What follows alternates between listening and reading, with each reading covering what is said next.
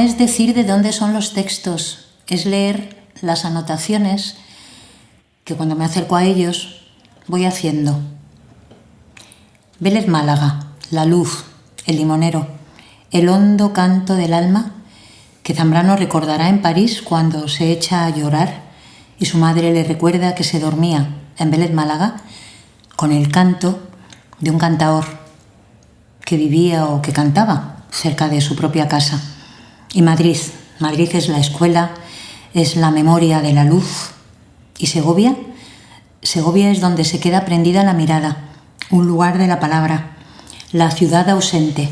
Y es San Juan de la Cruz, y es Machado, y es la Universidad Popular, y es el amor, Miguel Pizarro, y es Lorca, y es Japón, y empezar a leer a Tanizaki y su elogio de la sombra, y es el sonido de la historia cuyas partituras están en las calles, en los rincones, en el silencio del mundo, y es la música, y es la imagen, y es Gregorio del Campo, el secreto, delante de las épocas, siempre presente en la genealogía de la libertad.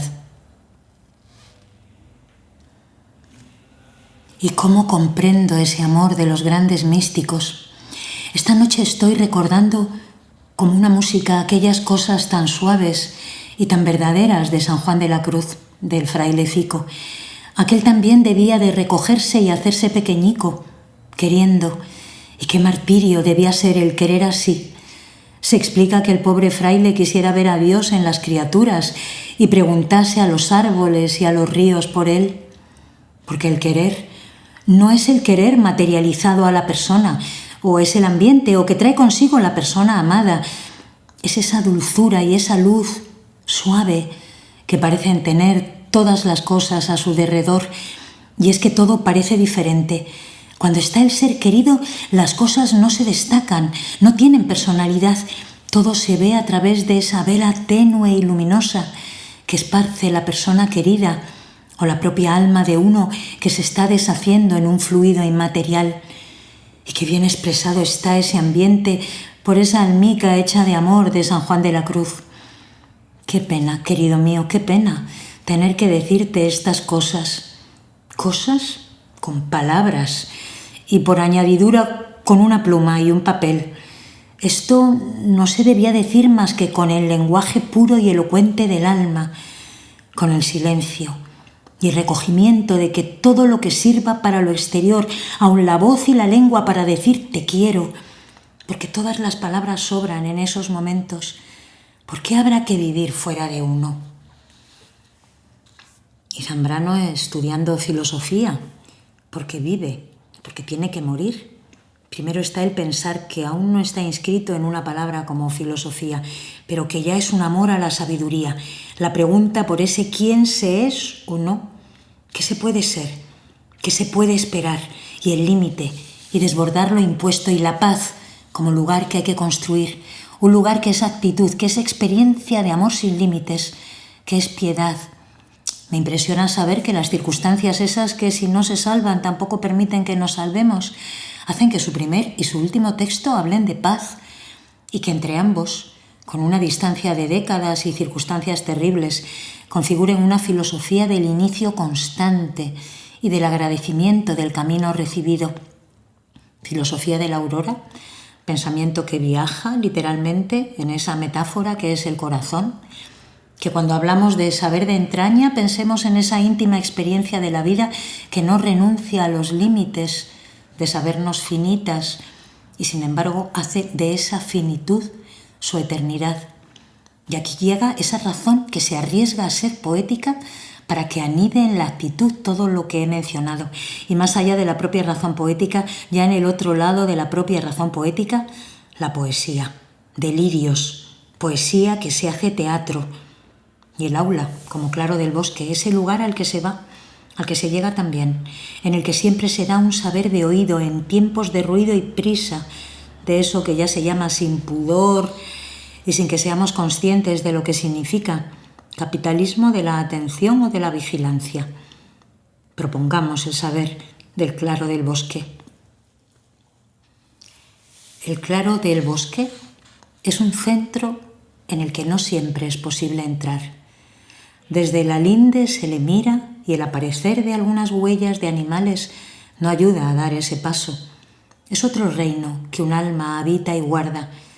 Algún pájaro avisa y llama a ir hasta donde vaya marcando su voz y se la obedece. Luego no se encuentra nada, nada que no sea un lugar intacto que parece haberse abierto en ese solo instante y que nunca más se dará así. No hay que buscarlo, no hay que buscar. Es la lección inmediata de los claros del bosque. No hay que ir a buscarlos ni tampoco a buscar nada de ellos, nada determinado, prefigurado, consabido. Y la analogía del claro con el templo puede desviar la atención. Un templo más hecho por sí mismo, por él, por ella o por ello, aunque el hombre con su labor y con su simple paso lo haya ido abriendo o ensanchando. La humana acción no cuenta, y cuando cuenta, da entonces algo de plaza, no de templo, un centro en toda su plenitud.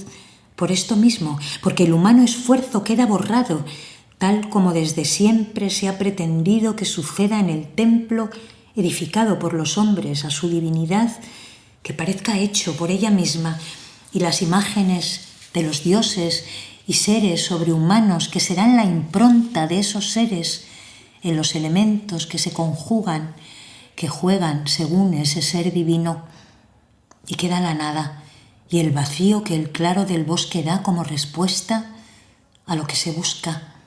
Mas si nada se busca, la ofrenda será imprevisible y limitada, ya que parece que la nada y el vacío, o la nada o el vacío, hayan de estar presentes o latentes de continuo en la vida humana, y para no ser devorado por la nada o por el vacío, haya que hacerlos en uno mismo, haya a lo menos que detenerse, quedar en suspenso. Claro, sabemos que la vida necesita de la palabra, pero también sabemos que si bastase con vivir, no se escribiría, y me encuentro con 2 entradas diarísticas. Estoy demasiado rendida para escribir, demasiado poseída. Solo podría hacer poesía, pues la poesía es todo y en ella uno no tiene que escindirse. El pensar escinde a la persona, mientras el poeta es siempre uno. De ahí la angustia indecible y de ahí la fuerza y la legitimidad de la poesía. 2 de febrero, 1939. Hoy hace 11 años que salí de España y la misma noche escribí en un papel como este de restos que sirvieron para filosofía y poesía y que tengo. Hoy, al sentir este tiempo, sale de mis labios una palabra: gracias. Y enseguida, ¡qué horror! Si pudiera hacer poesía. El hombre entero, el que ha logrado su unidad aquí, el ya intangible, es el que ha hecho entrar la muerte en su vida. Cuando la vida se integra con la muerte, se es 28 de enero de 1950. En un hermoso apunte, versos, epígrafes, iluminaciones casi pitagóricas, casi espinosistas, de 1954, leo un poema. Anunciación, abismo de la alegría, fiesta de las entrañas, reconciliación con la vida, nupcias de la aurora, el carácter nupcial del arte, regalo, don, promesa. La forma verdadera es la que responde a las entrañas, es su alimento y paz, su cifra, la forma igual, matemática de las entrañas, el arte, cuando nos hace amar por igual la vida y la muerte. 2 puntos. Aceptar el paraíso y aceptar el infierno terrestre que hemos de atravesar para llegar el pensar, tiempo, luz. Bueno, repárese en ese final, que hemos de atravesar para llegar como si el paraíso o el infierno fueran estados de conciencia, experiencias, la novia en vela esperando la llegada del amor, como en la leyenda hebrea, y una sé como culminación la anotación siguiente, escrita ya en 1981, cuando María Zambrano estaba en el borde del tiempo que iba a traerla de regreso físico a España. Pero si mi infierno es, sea paraíso. Yo dibujo con dedos perfectos este sendero, estos ojos bulbosos, dibujar o retroceder para ser. Acto puro, oración. Te daré las gracias, sí, emudeceré. Junio 1981. La filosofía busca y la poesía encuentra. Hago la pregunta en voz alta. ¿Cómo reconfortaría que nuestra memoria se poblase de imágenes iluminadoras? Leo en Filosofía y Poesía. El poeta quiere reencontrar el rostro que había tras el sueño, la belleza medio oculta en la inocencia, y utiliza el saber, la conciencia, para precisarlo. La poesía quiere la libertad para volver atrás, para reintegrarse al seno de donde saliera. Quiere la conciencia y el saber para precisar lo entrevisto. Por eso es melancolía. Melancolía que borra enseguida la angustia. El poeta no vive propiamente en la angustia, sino en la melancolía, porque habiendo retrocedido ante el poder de la libertad, la angustia desaparece. Desaparece cuando se anula el principio del poder y de la libertad o con otro nombre, la voluntad. Y queda la poesía ligada a su sueño primero por la melancolía, melancolía que hace volver en su busca para precisarlo, para realizarlo. La poesía busca realizar la inocencia, transformarla en vida y conciencia, en palabra, en eternidad. Será imposible el que no veamos en la poesía una integridad lograda mayor que en la metafísica. Imposible que no veamos en ella el camino de la restauración de una perdida unidad. Imposible también el que no la sintamos como la forma de la comunidad, puesto que si la poesía se hace en palabras, es porque la palabra es lo único inteligible, porque la palabra, en fin, sería ese sueño compartido. Y eso persigue la poesía, compartir el sueño, hacer la inocencia primera comunicable, compartir la soledad, deshaciendo la vida, recorriendo el tiempo en sentido inverso, deshaciendo los pasos, desviviéndose. El filósofo vive hacia adelante, alejándose del origen, buscándose a sí mismo en la soledad, aislándose y alejándose de los hombres. El poeta se desvive, alejándose de su imposible sí mismo, por amor al origen. Tal vez porque hay que escribir aquello que no puede decirse, porque es el secreto lo que aparece en la escritura, hay un paso, un poema. 1.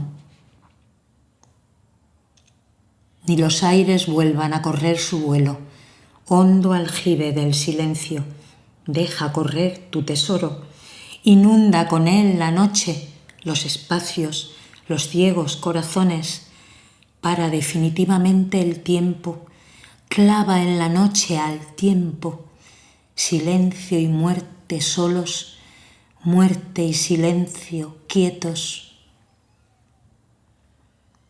2. Que todo se apacigüe como una luz de aceite, como la mar si sonríe, como tu rostro si de pronto olvidas. Olvida, porque yo he olvidado ya todo.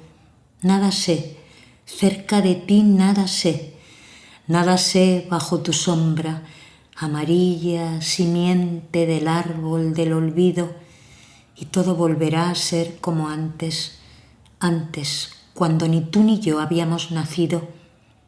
Pero, ¿nacimos acaso? O tal vez no, todavía no, nada, todavía nada, nunca nada. Somos presentes sin pensamientos, labios sin suspiros, mar sin horizontes. Como una luz de aceite se ha extendido el olvido. Entre la luz y su sombra, por tanto, una mujer española cuya primera juventud transcurre en la periferia territorial se inserta en el centro de los acontecimientos que están dibujando otro plano mental de la historia. Un poema fechado en octubre de 1933 apunta desde el comienzo este itinerario. Ni brisa ni sombra, ¿Por qué, muerte, así te escondes? Sal, salte, sácate de tu abismo, escápate tú, ¿quién te retiene? ¿Por qué no borras con tu mirada el universo? ¿Por qué no deshaces las piedras con tu sombra? Muerte, solo con tu sombra, con tu mano desnuda, con tu rostro de estatua, desnuda presencia a quien nada resiste. Enseña, muestra tu cara a los mundos, que ya no haya espacio, ni cielos, ni viento, ni palabras. Quiero hundirme en el silencio. La fecha que sigue, 1946, el regreso a Europa, la muerte de su madre, el drama de Araceli Zambrano. Y no hay misterio, solo trabajos, pesadumbre y esa amarga hierba. Pero tú me conduces y nada te pido. Sí, quiero ser tus alas caídas, ahora, llanto, lluvia de lágrimas por mí, porque tú me lloras, lloras mi no ser, porque me sientes amantísima a tu lado. Soy tu fealdad, tu impotencia, extranjera a ti confiada. ¿Cómo te peso, yo, la invisible? Soy tu piedra, el aceite que unta tus alas, tu rémora y en instantes infinitos tu desesperación. Oh ángel, seré tu infierno, eterno retorno de tu ligereza por mí aprisionada. Como una oscura cosa me ofrezco a tus pies para ser quemada, ahumada, víctima necesaria de tu libertad. No me dejes existir, pues que te peso. Tú me mides, soy tu irreductible. ¿Hasta cuándo tu condena? A mi ángel, octubre 1946. Ángeles cuyo silencio suena como la voz de un cantaor que saca su quejío de la prisión más honda que la humana condición alberga en las entrañas, con los ojos cerrados, con unas lágrimas inesperadas en un lugar remoto en el tiempo y en el espacio, esa voz que hace llorar sin que parezca haber una razón que una la memoria involuntaria con la presencia que desencadena lágrimas.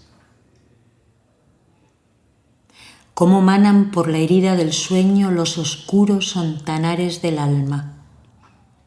Cómo mana por la herida de los sueños el oscuro ontanar del alma. 4 de junio 1958, El soñar, Café Greco. En un texto escrito entre mayo y junio de 1947, que contiene delirios de Antígona previos a la tumba de Antígona, leo lo que podría parecer una conversación consigo misma, estructurando lo que llegará a ser la pieza teatral futura. Los delirios hay que entenderlos como indicios que en sí mismos tienen un peso propio e independiente. Delirio de Antígona. La forma de un delirio. ¿Cómo hacerlo visible? La corriente suelta tiene un centro. Los temas no pueden sucederse unos a otros sin haber captado el centro. ¿Cómo dar forma a la angustia y en ella a la esperanza que se abre paso hasta vencer? Pero no es un tema, es el propio ser el que se manifiesta en el delirio. El ser no vivido, la posibilidad. Eso es el delirio, una posibilidad. Y fechado en esos mismos meses de ese mismo año, 1947, mayo-junio, contemporáneo pues de varios de los delirios de Antígona, hay un fragmento incompleto en el que leemos algo sobrecogedor, algo cuya poesía quema. Lo titula Despertar. La luz. Mi cuerpo aún está ahí, aquí, he de ponérmelo. No es el viento ni la sombra temblando de la hoja. No soy ese temblor del aire, ese ritmo ligero, ese azul, ni ese charco de agua, ni esa flor azul de mis sueños. He de ponerme mi esqueleto. Me lo dieron hace tiempo. Y estos ojos de los que ya no me acuerdo, y esto que llaman manos, y el corazón también, cargado de imágenes, como una tumba antigua, con un peso de ídolos y su fuego secreto, y esa piedra fría que brilla allá lejos y que En la misma fecha, escribe: mi alma, oh un lucero, qué oscura galería me espera, por qué agujeros he de deslizarme, qué laberinto me está ya preparado, qué cepo, qué cadenas, qué grillos, qué humo siniestro ha de envolverme, qué paredes de niebla me dislocan, y no podré llorar. ¿Dónde están las manos que recogen el llanto? La mano, la caricia, atrás queda el misterio. Despierta, todo está ahí de nuevo, no hay secreto. Y en una carta dirigida a Rosa Chacel, fechada el 31 de agosto de 1953, alude y comparte lo que ya es plenitud en su escritura. Son delirios, algo que me encontré escribiendo en París a ratos, cuando el daimon me tomaba después de la muerte de mi madre. Sí, delirios, pero secundum veritatis, pues esto también nos lo han dejado, la verdad en su esqueleto. Pero yo querría que transcurriéramos por el camino de Diótima. Si hubiéramos seguido por el camino de Diótima, de la que se ha llegado a dudar, la extranjera, la maestra del amor, la filósofa del pensamiento del amor, o Arendt y el perdón. Sin él lo hecho es irrevocable y el pasado nos empoza. Zambrano, pedir perdón, piedad, seres para la vida frente a seres para la muerte, por el camino de Diótima. El tiempo cubre a las cosas de la tierra y de ellas solo el amor lo sobrepasa. El amor atravesado por el tiempo lo atraviesa. La estrella solitaria que abre el día y alumbra el nacimiento de la noche es un umbral y una ley. La sombra de los anillos de Cronos la divide, la hiere, porque no es solo sombra, es herida. El tiempo penetra el amor y así el amor engendra siempre. Un claro del bosque, un aula como claro del bosque, el mundo entero como un aula, el mundo entero como un claro del bosque. Y se recorren también los claros del bosque con una cierta analogía como se han recorrido las aulas. Como los claros, las aulas son lugares vacíos, dispuestos a irse llenando sucesivamente. Lugares de la voz donde se va a aprender de oído, lo que resulta ser más inmediato que el aprender por letra escrita, a la que inevitablemente hay que restituir acento y voz para que así sintamos que nos está dirigida. Con la palabra escrita tenemos que ir a encontrarnos a la mitad del camino y siempre conservará la objetividad y la fijeza inanimada de lo que fue dicho, de lo que ya es por sí y en sí, mientras que de oído se recibe la palabra o el gemido, el susurrar que nos está destinado.